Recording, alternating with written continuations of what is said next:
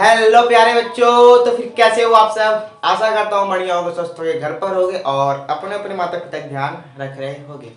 जैसा कि आपको पता होगा कि हम 2 पार्ट पढ़ चुके थे और आज हम पढ़ने वाले हैं तीसरा पार्ट, जिसमें हम खाली बेसिक बेसिक कुछ चीज़ें जानेंगे और ज़्यादा कुछ नहीं जानना है। तो फिर आशा करता हूँ आप लोगों ने दिवाली पर ड्रेस बना लिया होगा। तो फिर चलिए, हमारा देखिए हमने पता है कि 2023 जो इसमें जो मैथ का है उसमें आपका कुछ चैप्टर कट गया है, पहली बात पता है। तो जो हमारा मैथ का था 3.3 का जो पहला चैप्टर था, उन्होंने पहला टॉपिक तो कट गया है, खाली हमको 2 मेन टॉपिक खाली उसी पढ़ना है। ठीक है, तो पहले समझते मेन टॉपिक क्या है। कह रहा है 2 चर वाले रैखिक समीकरण युग्म का आलेख। आपको 2 चर वाले रैखिक समीकरण युग्म का आलेख समझना है। पहले समझते हैं 2 चर वाले रैखिक समीकरण किसे कहते हैं। पहले समझो, छोड़ो मेन मुद्दा तुम याद रखो कि हमने क्लास 6 में, कि हम जब क्लास 6 में थे तो हमको खाली सर जी ने बताया था कि भाई अगर कहीं 9x प्लस 5y बराबर मान लो दे दिया 50 और हमको x का मान दे दिया है 2, तो हमको y का मान निकालना पड़ता था। हाँ, ये सिंपल था। लेकिन 2 चर वाले मतलब एक चर वाला अगर हम ऐसे लिख दे 9x प्लस 5y बराबर 50 एंड 4x प्लस 2y बराबर 30, यहाँ पे मेरे कुल कितने समीकरण है? 2। इसी को बोलते हैं 2 चर वाले रैखिक समीकरण, जो बहुत ज्यादा क्या है, सिंपल, कुछ नहीं करना। चलिए, तो हमको जो मेन है केवल उसे ध्यान देना है। चलो, हमको पता है कि 2 चर वाले रैखिक समीकरण में टोटल कुल कितने समीकरण बनेगी? 2 समीकरण बनेगी। कोई दिक्कत, कोई परेशानी, कोई डाउट किसी को नहीं? तो 2 चर वाले रैखिक समीकरण में कुल कितने समीकरण बनेंगे? 2 बनेंगे। कितने समीकरण बनेंगे? 2 बनेंगे। तो फिर मेरा पहला, अगर मान लो कोई समीकरण 1 है तो पहले समीकरण के लिए तो लिखता हूं मैं, पहले समीकरण के लिए जो मेरा पहला समीकरण होगा उसकी तुलना हम किससे कराएंगे? उसकी तुलना कराएंगे a1x plus b1y plus c1 बराबर 0 से। ये समीकरण 1 के लिए है। तो अगर कोई समीकरण 1 हमको दिया है तो हमको abc का मान निकालना है, तो उसकी तुलना किससे कराएंगे? समीकरण 1 के लिए a1x b1y प्लस c1 से कराएंगे। कोई दिक्कत नहीं है। चलो, अब समझते हैं दूसरे समीकरण के लिए। 2 समीकरण है मेरा। दूसरे समीकरण के लिए, दूसरे समीकरण के लिए अगर मेरा कोई दूसरा समीकरण है तो उसमें अगर तुलना करके वो abc का मान निकाल रहा हूं तो उसको तुलना करते हैं a2x plus b2y plus c2 बराबर 0 से। ये किसके लिए होता है? समीकरण 2 के लिए। अब कहोगे सर हमको abc का मान निकालने की जरूरत क्या? क्योंकि जब आप प्रश्नावली का सवाल निकालोगे ना, उसमें कहेगा कि बताओ बिना ग्राफ बताए बनाओ, प्रतिच्छेदी है, समांतर है, संपाती है, प्राण जुड़ा जाएगा। ठीक है, तो इसलिए जरूरी है। अब समझते एग्जाम्पल, समझते a1 b1 क्या होता है। ठीक है, चलिए हम डरते हैं। मान लीजिए हमने कह दिया कि 5x प्लस 2y माइनस 5 बराबर 0। समीकरण 1 3x प्लस 9y प्लस 8 बराबर 0। समीकरण 2। आपको इसमें क्या कह रहा है? इसमें हमको निकालना है a1 a2। हमको इसमें मान निकालना है, क्या निकालना है कि a1 अपॉन a2 का मान निकालना है, b1 अपॉन b2 का मान निकालना है और c1 अपॉन c2 का मान निकालना है। आपको अगर सर ये तो बहुत कठिन है, कुछ नहीं करना। कैसे? इसमें आपको एक चीज बता दिया था कि a1 b1 कि अगर आपको a1 b1 और c1 का मान निकालना हो तो इसमें क्या कर सकते हो? तो फिर अगर आपसे इसमें a1 और b1 और c1 का मान पूछे तो कुछ नहीं करना। समीकरण 1 की तुलना इससे करा देंगे। ठीक है, तो लिखेंगे समीकरण 1 की तुलना a1x b1y c1 बराबर 0 से करने पर, जब इसकी तुलना हम इससे करेंगे तो मुझे a1 का मान कितना मिला?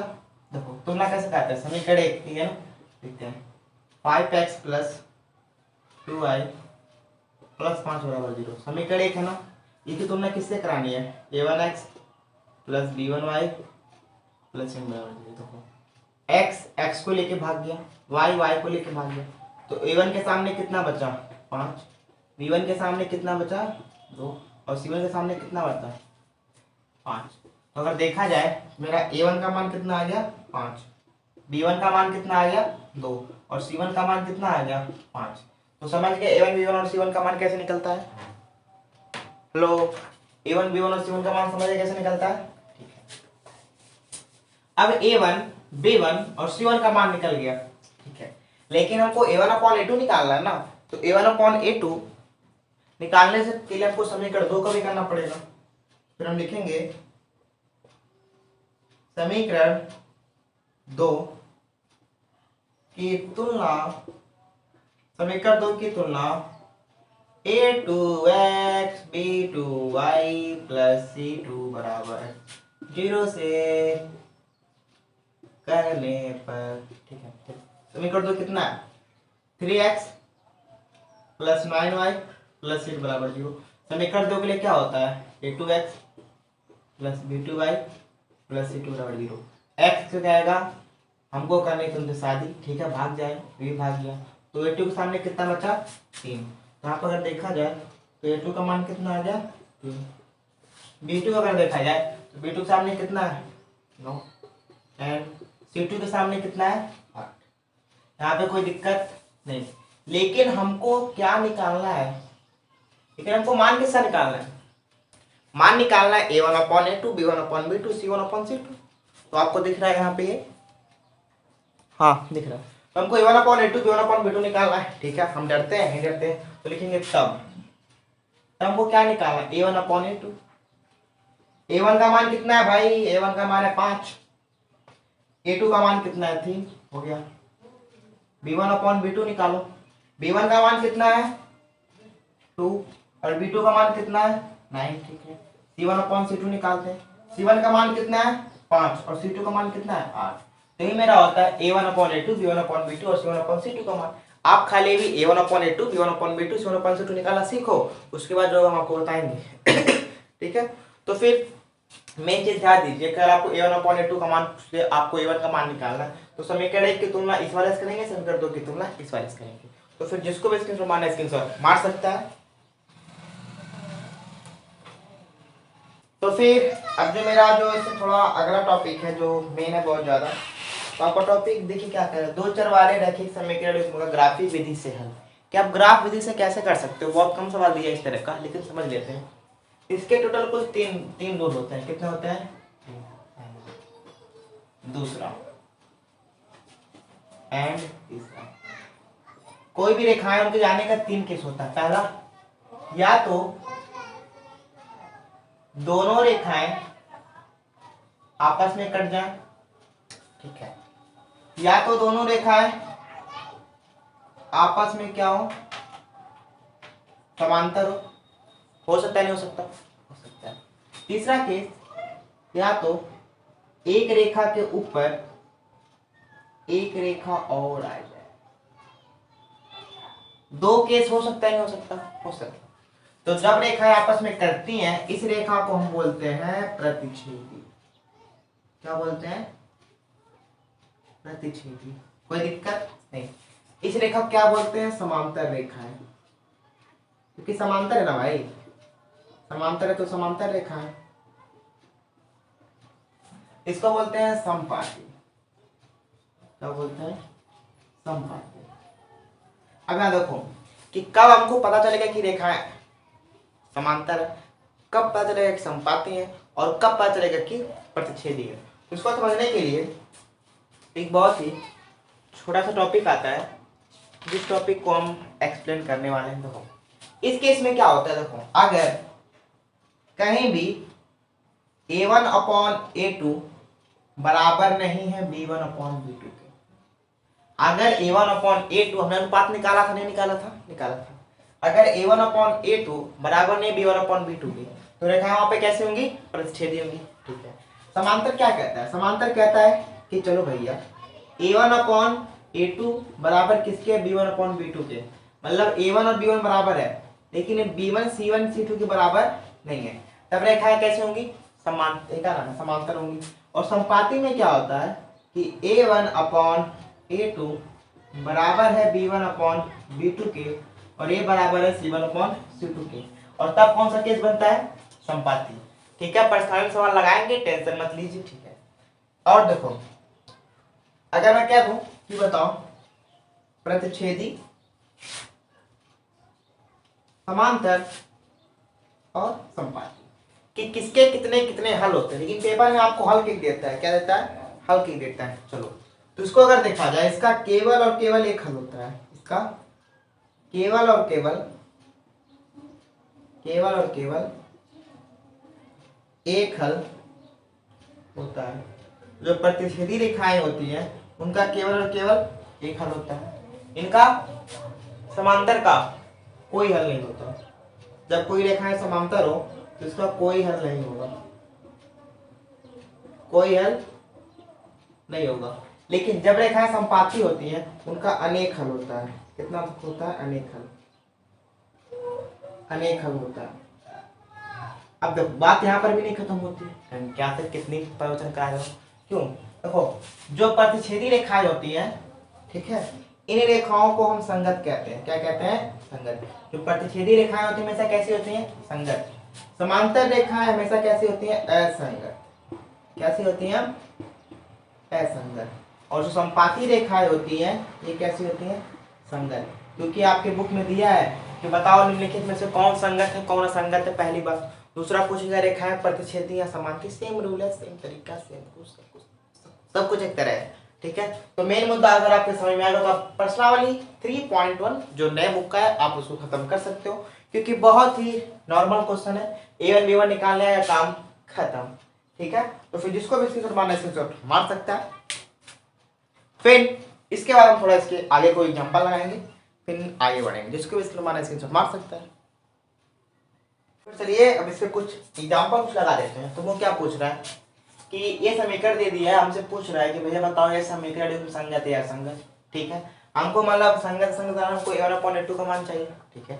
चलिए शुरू करते हैं। तो पहले हम क्या लिखेंगे, पहले लिखते हैं कि 2x + 7y - 7 बराबर 0 की तुलना, समीकरण के लिए किसकी तुलना कराते हैं, a1x + b1y + c1 बराबर 0 से करने।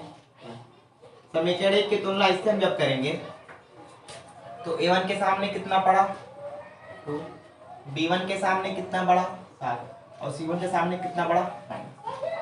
फिर लिखेंगे हम 3x + 4y + 8 बराबर 0 की तुलना, यानी क्या पड़ेगा,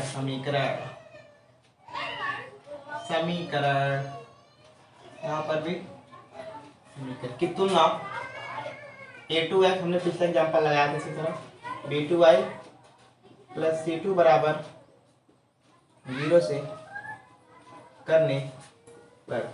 जब इसकी तुलना हम इससे करेंगे तो वहां पे क्या बन सकता है, पता है हमको, क्योंकि x को ले भागा तो a2 के सामने कितना बचा, y को ले भागा p2 के सामने कितना बचा 4, c2 के सामने कितना बचा। यहाँ पे किसी को कोई डाउट दिख रहा है, नहीं दिख रहा, सबको सबको दिख रहा है कि नहीं दिख रहा है, दिख रहा है, ठीक है। तो फिर हमको कुछ नहीं करना। अब इसके बाद थोड़ा सा a1/a2 निकल गया, a1 निकल गया, b1 निकल गया, c1 निकल गया, d1 निकल गया, मनो a1/a2 b1/b2 c1/c2 भी निकल गया। तो फिर हम क्या करेंगे, अब हम लिखेंगे a1/a2। तो लिखेंगे अब हम क्या लिखेंगे, a1/a2 का रेशियो निकालेंगे। a1 का मान 2, b1 का मान 3, ठीक है। b1/b2 का निकालें, b1 का मान कितना है 7, इसका मान कितना है 4। c1/c2 का निकालें 7/8।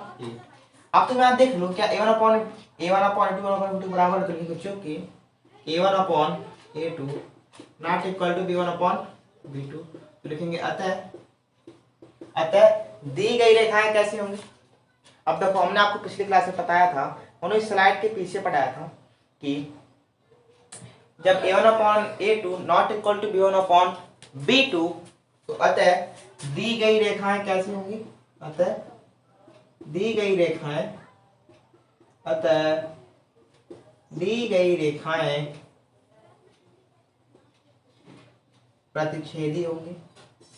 अतः दी गई रेखाएं कैसे होंगी, प्रतिच्छेदी होगी। लेकिन हमको क्या होता है ना समीकरण, अब देखो जो रेखाएं प्रतिच्छेदी होती हैं, हमने क्या पढ़ा था कि जो भी रेखाएं प्रतिच्छेदी होती हैं वो किस में आती हैं, जो भी रेखाएं प्रतिच्छेदी होती हैं वो संगत में आती है, संगत में। हमने पढ़ा है कि जो रेखाएं प्रतिच्छेदी होती हैं उसको हम किस में लेते हैं, संगत में लेते हैं। तो लिखेंगे अतः यह समीकरण युग्म